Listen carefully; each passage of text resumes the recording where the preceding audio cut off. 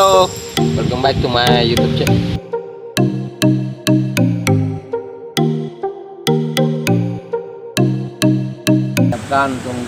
Kalau substansi itu ada ini writing on the spot, kemudian FGD-nya. Halo, welcome back to my YouTube channel. Kembali lagi bersama saya Faiz Kai. Dan dalam kesempatan kali ini saya diberikan kesempatan oleh teman saya untuk mewawancari dirinya, yaitu salah seorang penerima beasiswa LPDP untuk S2 dalam negeri. Dia akan berbagi tentang tips, trik, dan pengalamannya dia dalam mengikuti seleksi LPDP sampai bagaimana dia lulus dan menyelesaikan studi tepat pada waktunya. Penasaran bagaimana ceritanya? Langsung saja kita saksikan. Stuck in my brain.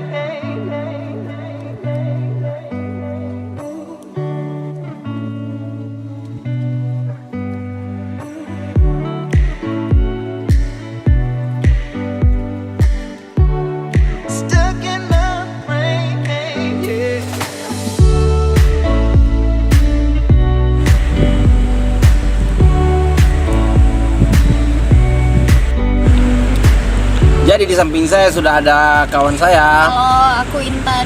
Aku dari Ambon, temannya Ahmad. Kebetulan hari ini katanya mau diskusi soal beasiswa LPDP.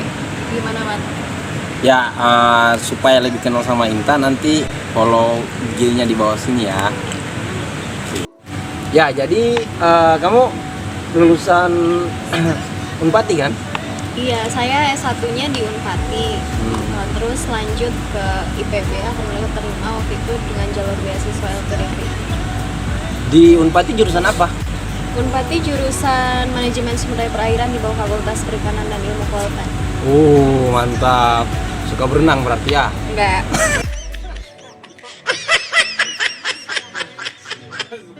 Iya. Terus gimana ceritanya bisa keterima di LPDP? Awalnya tuh gimana? Awalnya apa nih, dalam konteks apa nih? Persiapan. Jadi LPDP itu waktu itu aku keterima tuh tahun 2016. Nah, dari 2016 awal itu sebenarnya memang berniat mau nyari beasiswa ya.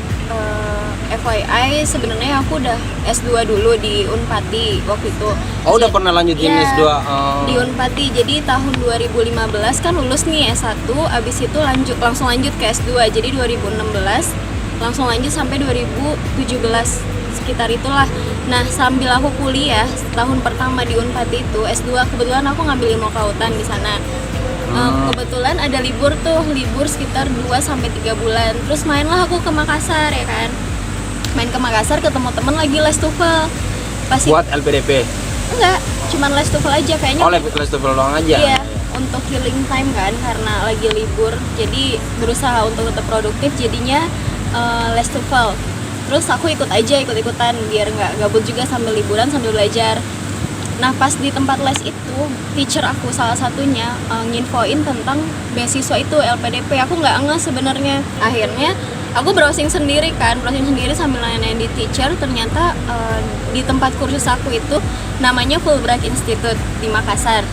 Jadi gimana kamu bisa, kan pertamanya tuh kamu kuliah, terus kok berminat, kan apa ya, sayang juga kan udah kuliah, terus pasti udah pembayaran kan.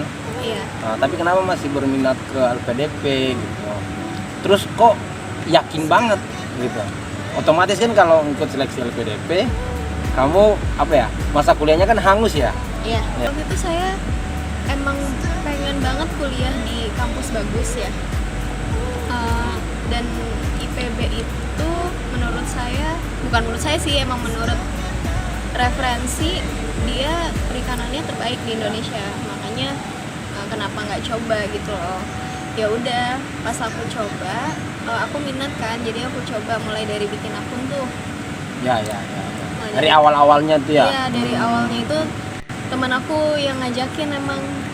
Teman aku juga teacher soalnya, kebetulan dia teacher jadi yang ngajakin. Oh, teman ini yang ngeracunin ini? Iya, yang racun.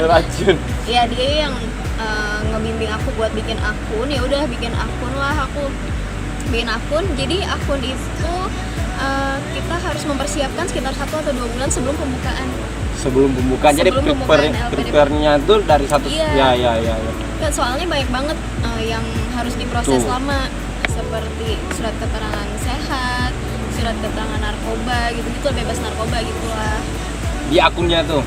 Iya, mereka Oh. minta beberapa administrasi yang kayak gitu. Dan salah satunya TOEFL. Nah, menurut aku TOEFL itu yang paling penting, yang harus di-preparein dari awal. Apalagi kita masih ngerasa kita tuh masih basic banget gitu. Terus sebulan setelah setelah buat akun, ya kan? Terus udah ngikutin seleksinya. Iya. Gimana detik-detik untuk dengar hasil akhirnya itu waktu kamu tahu kamu lulus? Jadi LPDP ini ada beberapa tahapan. Yang pertama seleksi administrasi. Administrasi itu di akun aja, kan? Di akun. Oh, notifikasinya tuh dikirim ke akun. Iya, Oh, nanti iya. nanti beberapa waktu itu ada range time-nya gitu. Nah, kalau udah selesai nanti kita dinotif kamu lulus atau enggak. Kalau Oke. misalnya kamu lulus, kamu Lanjut ke tahap selanjutnya. selanjutnya. Iya, kebetulan waktu itu Jadi setelah administrasi ada namanya substansi. substansi Kemudian ada wawancara. wawancara. Jadi yang Iya. terakhir itu wawancara ya? Iya, yang terakhir itu wawancara. Oke, tadi kan ada 3 tahap, administrasi, substansi, dan wawancara. Oke, yang aku mau tanya tuh biar kawan-kawan di rumah juga bisa bisa prepare kan. Kalau ada yang minat untuk ngikutin LPDP, untuk administrasi itu hal-hal apa yang harus kita persiapan dulu? Kalau administrasi itu pas aku kemarin beda kali ya mas sekarang. Kalau pas aku kemarin itu ada surat keterangan lulus atau SKL, ijazah atau ijazah ya? atau ijazah, transkrip nilai, Transkrip, kemudian surat keterangan sehat dari dokter, keterangan sehat dari surat dokter, bebas narkoba, kemudian TOEFL.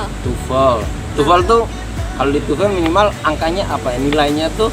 Nah, TOEFL ini karena LPDP punya beberapa program, jadi masing-masing program itu punya standar nilai TOEFL. Terus Kemudian letter of allowance, jadi itu LOE itu ya? LOE itu, jadi LOE itu sebenarnya opsional. Kalau misalnya punya lebih bagus, jadi kesempatan kita diterimanya Lebih besar juga ya? lebih tinggi ya.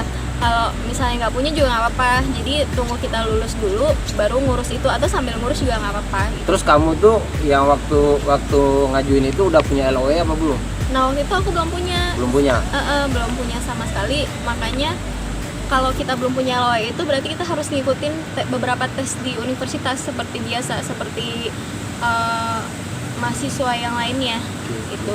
Kalau misalnya udah keterima, nanti kita dapat LOE, baru kita serahkan ke LPDP yang funding gitu. Oh gitu. Oke, itu untuk administrasinya. Jadi setelah TOEFL udah selesai? Belum. Masih ada lagi. Apalagi? Masih ada esai. Esai. Ya, jadi pas zaman aku itu esainya ada 3. Yang satu kontribusiku untuk negeri, Yes. kemudian aku Indonesia, dan rencana penelitian. Rencana penelitian. Kita harus bikin 3 esai itu. Oh, 3 esai ini wajib. Wajib. Oke. Terus dalam satu esai itu berapa minimal Minimal katanya katanya kalau tuh? aku nggak salah itu 200 sampai 250 kata. 200 sampai 250 kata. Oke, dalam bahasa Inggris. Kalau untuk luar negeri bahasa Inggris, dalam negeri bisa bahasa Indonesia. Bisa bahasa Indonesia. Untuk esai sendiri nih.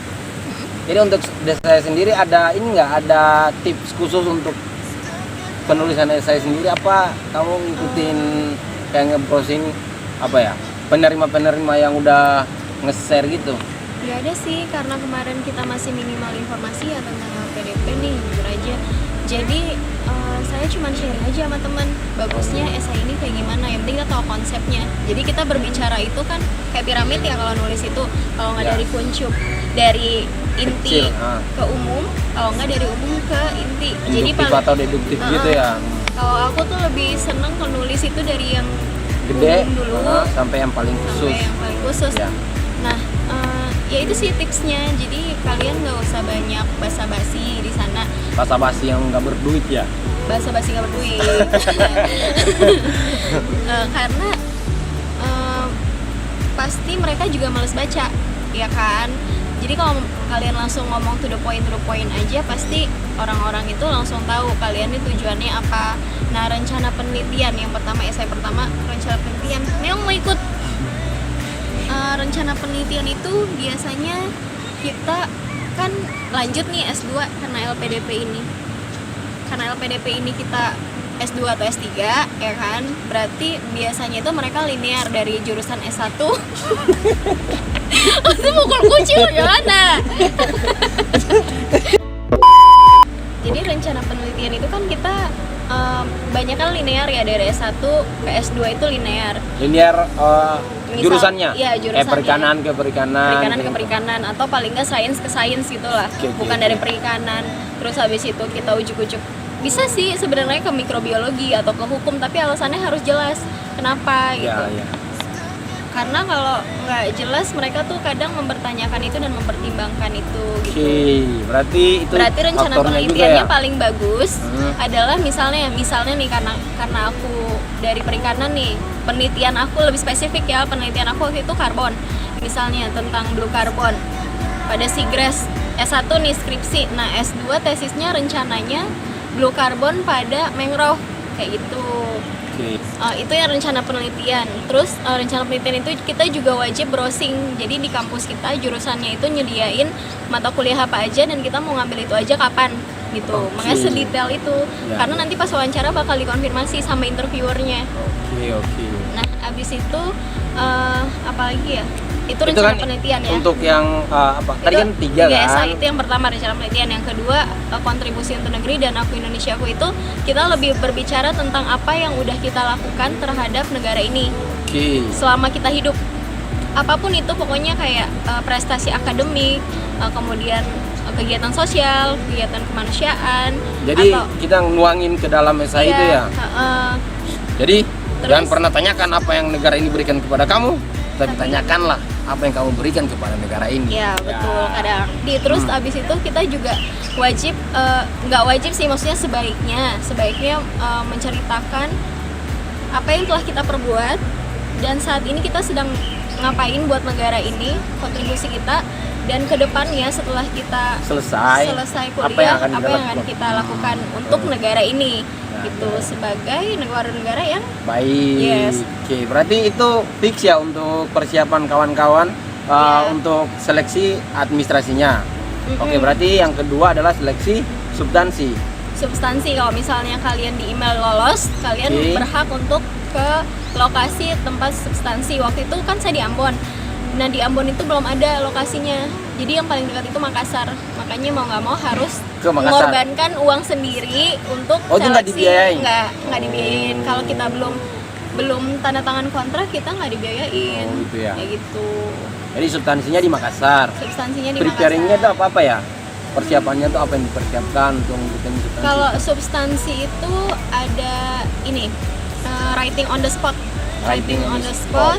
Kemudian FGD-nya. Terus udah itu aja sih kalau substansi. Berarti substansi ini kayak kita verifikasi berkas juga nggak sih? Ada verifikasi berkas langsung. Jadi pas kita datang kita bawa semua berkas asli ya, yang diupload itu kan. Kemarin kita bawa. Jadi pas masuk itu ada memang petugasnya. Udah memang disiapin gitu ya. Oke. Kita langsung masuk. Kalau lolos di tahap itu kita boleh masuk ke gerbang selanjutnya, istilahnya kayak gitu. Terus ini kan ada writing on the spot dan FGD. Nah, writing on the spot itu nanti di dalam ruangan kita dibagi satu grup itu beberapa orang, sekitar 20 orang. Nah, kemudian kita dikasih topik yang sekarang lagi hype, topik tentang hukum mati narkoba. Siapa sih namanya? Henry Budiman kalau nggak tuh ada. Kebetulan waktu itu aku ikut banget tuh sama kasusnya, kayak si pokoknya kita dikasih 2 topik dan kita berhak memilih salah satu topik dari topik yang dikasih. Kemudian kita tulis apa yang kita tahu tentang dalam esai gitu juga ya? Iya, dalam esai itu juga. Writing on the spot kita dibagi lagi beberapa orang.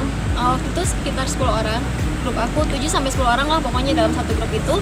kita dikumpulkan dalam satu meja bundar, Satu dalam meja satu bundar. ruangan. Dan, ada 2 dewan juri di situ, tim penilai. Nah, di dalam situ itu kita ada ditentukan satu leader, Atau leader kayak pimpin, kayak ketua kelompok gitu ya. pemimpin diskusi. Oke. Tapi itu bukan dewan jurinya. Jadi dewan juri itu diem aja nanti di dalam. Oke, oh ya paham. Mereka mau lihat bagaimana Paham. kita bekerja dalam tim. Iya. Jadi kita harus berinisiatif, kalau enggak kita menunjuk salah satu teman yang dikira bisa memimpin diskusi tersebut. Oke. Kemudian siapa yang mau jadi notulensi. Notulensi. Nah, setelah semua selesai, si juri itu akan ngasih satu topik. Topik Nah, untuk dibahas. Untuk itu kita harus bahas tuh topik itu. Nah, Oke. sayangnya topik itu rahasia. Rahasia banget. Rahasia banget. Oke. Tapi nggak jauh-jauh dari yang sekarang lagi Lagi hype gitu lagi ya. hype gitu. Oke.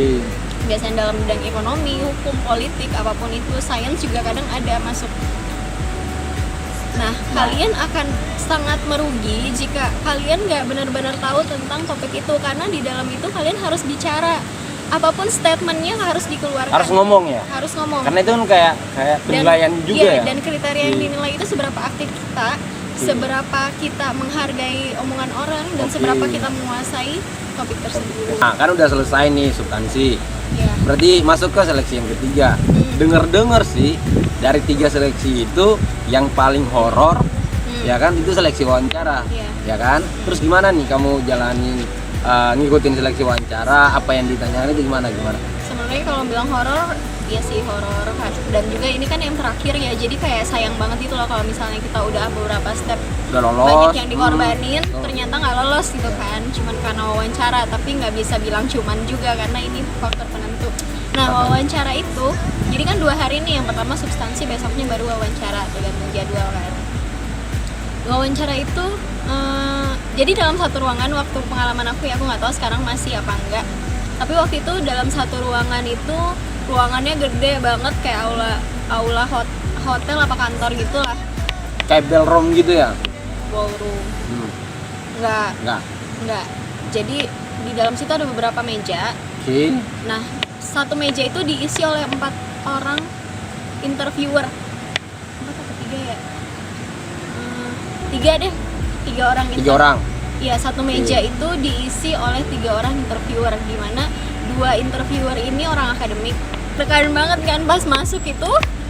2 orang kan akademisi, Oke. 1 orang ini psikologi. Pas masuk itu kan salaman nih, kita salaman.